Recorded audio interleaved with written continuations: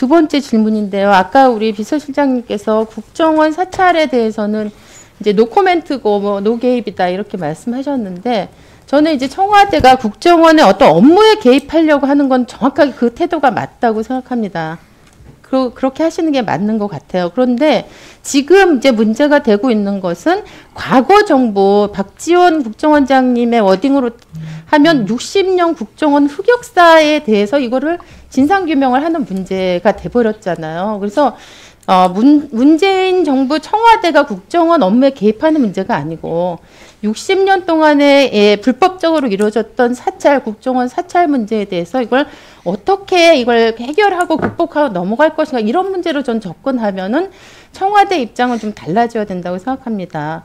지금 국정원 같은 경우가 내가 사찰 받았다고 의심되는 사람이 어느 시기를 특정해서 어떤 사건과 관련된 거를 꼭 집어서 자료 요청하면 해주겠다는 정도예요. 지금 국정원의 태도가. 이래가지고는 사실 60년 흑역사가 규명이 될 수가 없습니다. 그래서 이 문제의 사안의 그러니까 중대함이라는 거 하는 걸 좀 인지를 하시고 저는 대통령께서 이런 문제에 관해서는 명확한 입장 표명하셔야 된다고 생각합니다.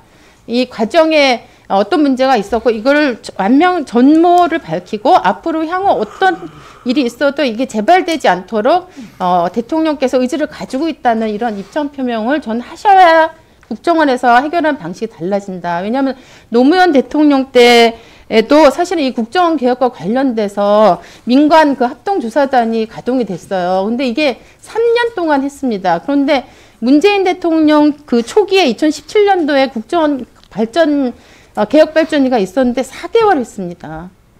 이렇게 해가지고는 사실은 어떻게 참여정부의 이 맥을 잇는데 이렇게 부실하게 이 국정원 문제를 접근하기 때문에 저는 시민단체가 이 문제를 불법 사찰 문제를 이렇게 사회 전면에 드러내도록 정부가 사실 뒷짐지고 있었다고 생각하거든요. 그래서 이 문제에 관해서도 청와대와 대통령께서 좀 수기를 하셔서 명확한 좀 입장 표명을 좀 해주시기를 요청을 드립니다. 수차 말씀드렸습니다만 그거는 청와대가 간제를 안 합니다.